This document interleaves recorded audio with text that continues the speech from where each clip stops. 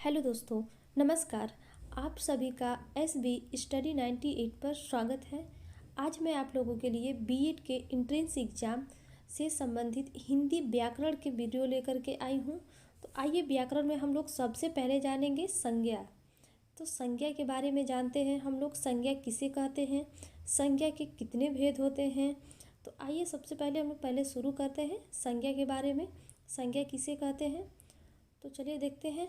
संज्ञा वह विकारी शब्द होता है जिससे किसी विशेष वस्तु, भाव, जीव तथा स्थान का बोध होता है, उसे हम क्या कहते हैं, संज्ञा कहते हैं। अर्थात संज्ञा विश्व में अस्तित्व की प्रत्येक प्रक्रिया का नाम है जो प्राणी, पदार्थ, धर्म तथा चेतना के रूप में उपलब्ध है, तो इसे हम संज्ञा कहते हैं।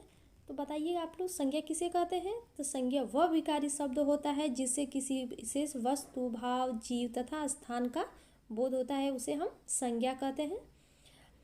आई होप कि आप लोगों को समझ में आया होगा। चलिए आगे देखते हैं संज्ञा के भेद। संज्ञा के कितने भेद होते हैं। तो हिंदी व्याकरण में संज्ञा के कुल कितने भेद होते हैं, 5 भेद होते हैं। संज्ञा के 5 भेद होते हैं। पहला है व्यक्तिवाचक संज्ञा, दूसरा है जातिवाचक संज्ञा, तीसरा है भाववाचक संज्ञा, चौथा है समूहवाचक संज्ञा और पांचवा हो जाएगा द्रव्यवाचक संज्ञा। तो संज्ञा के 5 भेद हैं, ये पांचों के नाम हैं। चलिए आइए एक एक करके एक के बारे में जानते हैं। तो सबसे पहले शुरू करेंगे हम व्यक्तिवाचक संज्ञा से कि व्यक्तिवाचक संज्ञा किसे कहते हैं। तो जिस शब्द से किसी एक वस्तु या व्यक्ति का बोध होता है उसे व्यक्तिवाचक संज्ञा कहते हैं। किसे कहते हैं, तो जिस शब्द से किसी एक वस्तु या व्यक्ति का बोध होता है उसे व्यक्तिवाचक संज्ञा कहते हैं।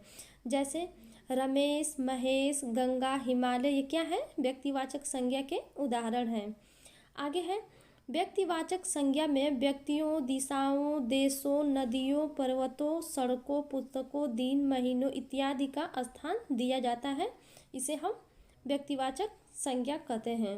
चलिए आगे है जातिवाचक संज्ञा। दूसरा है जातिवाचक संज्ञा। तो आइए जातिवाचक संज्ञा के बारे में जानते हैं। तो जिस शब्द से एक ही प्रकार की वस्तुओं, व्यक्तियों तथा प्रवृत्तियों का बोध हो उसे हम जातिवाचक संज्ञा कहते हैं।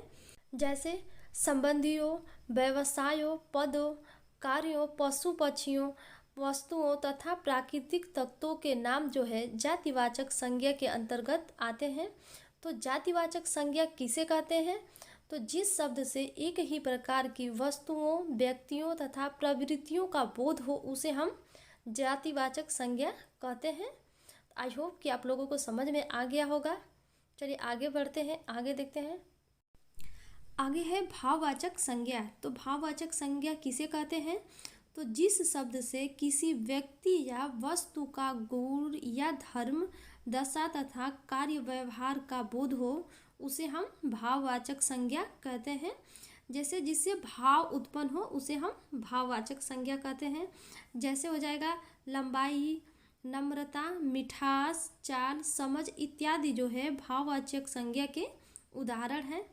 आगे है भाववाचक संज्ञाओं का निर्माण जो है जातिवाचक संज्ञा, विशेषण, क्रिया, सर्वनाम तथा अव्यय के प्रत्यय से लगाकर होता है। तो भाववाचक संज्ञा किसे कहते हैं, तो जिस शब्द से किसी व्यक्ति या वस्तु का गुण, धर्म, दशा तथा कार्य व्यवहार का बोध होता है उसे हम भाववाचक संज्ञा कहते हैं। आगे देखते हैं। आगे है भाववाचक संज्ञा का निर्माण। तो भाववाचक संज्ञा का निर्माण किसे किसे होता है, तो जातिवाचक संज्ञा से। तो जातिवाचक संज्ञा से तो लड़का का लड़कपन हो जाएगा भाव, मित्र का मित्रता हो जाएगा, बूढ़ा का बुढ़ापा हो जाएगा। विशेषण से भाववाचक संज्ञा का निर्माण होता है, तो गर्म का हो जाएगा गर्मी, मीठा का मिठास हो जाएगा, कठोर का कठोरता हो जाएगा।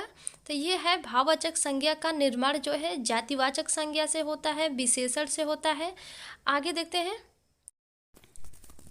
आगे है तीसरा नंबर है क्रिया से। तो क्रिया का हो जाएगा रोना। तो रोना से क्या भाव उत्पन्न होता है, तो रुलाई। पढ़ना है तो पढ़ना से पढ़ाई भाव उत्पन्न होता है। चौथा है सर्वनाम। तो सर्वनाम से हो जाएगा अपना। अपना का जो है क्या भाव उत्पन्न होता है, तो अपनापन। निज, निज का हो जाएगा निजत्व। निजत्व भाव जो है उत्पन्न होता है। चलिए 5वां नंबर है अव्यय। अव्यय से हो जाएगा दूर, तो दूर का जो है दूरी भाव उत्पन्न होता है। समीप का समीपत्व हो जाएगा। तो ये रहे भाववाचक संज्ञा का निर्माण जो है किससे किससे होता है। तो अब आगे देखते हैं हम लोग। आगे है समूहवाचक संज्ञा। तो समूहवाचक संज्ञा किसे कहते हैं आइए जानते हैं। जिस शब्द से वस्तु अथवा व्यक्ति के समूह अथवा बहुलता का बोध हो उसे हम समूहवाचक संज्ञा कहते हैं। जैसे हो जाएगा सभा, दल, संघ, गुच्छा इत्यादि शब्द जो है समूह का बोध कराते हैं। तो समूहवाचक संज्ञा किसे कहते हैं। तो जिस शब्द से वस्तु अथवा व्यक्ति के समूह अथवा बहुलता का बोध हो उसे हम समूहवाचक संज्ञा कहते हैं। उसके उदाहरण नीचे दिए हैं। सभा है, दल है, संघ है, गुच्छा इत्यादि ये सब समूहवाचक संज्ञा के उदाहरण है या बोध कराते हैं। तो आगे देखते हैं अगला कौन सा है। अगला है द्रव्यवाचक संज्ञा। तो द्रव्यवाचक संज्ञा किसे कहते हैं। तो जिस शब्द से किसी धातु, द्रव्य तथा ऐसी वस्तुओं जिसे नापा तौला जा सके का बोध हो उसे हम द्रव्यवाचक संज्ञा कहते हैं या द्रव्यवाचक संज्ञा कहलाती है। इसका उदाहरण है शराब, सोना, चांदी, पारा, लोहा, पानी, तेल इत्यादि जो है इसके उदाहरण है। तो द्रव्यवाचक संज्ञा क्या है। जिस शब्द से किसी धातु, द्रव्य तथा ऐसी वस्तुओं जिसे नापा तौला जा सके का बोध हो उसे हम द्रव्यवाचक संज्ञा कहते हैं या द्रव्यवाचक संज्ञा कहलाती है। चलिए तो आज के लिए इतना ही है। आगे वीडियो में हम इसी से संबंधित कुछ प्रश्नों को लेकर के आएंगे। तो आप लोग इस वीडियो को ज़रूर देखिएगा। आप लोग कमेंट करके ज़रूर बताइएगा कि आपको ये वीडियो कैसी लगी है। अगर वीडियो आप लोगों को अच्छी लगी हो तो प्लीज़ वीडियो को लाइक और शेयर ज़रूर करिएगा। अगर आप चैनल पर नए हैं तो प्लीज़ चैनल को सब्सक्राइब कर लीजिएगा। डेली हम आप लोगों के लिए एक वीडियो ज़रूर लाएंगे। मिलते हैं नेक्स्ट वीडियो में। Thank you so much.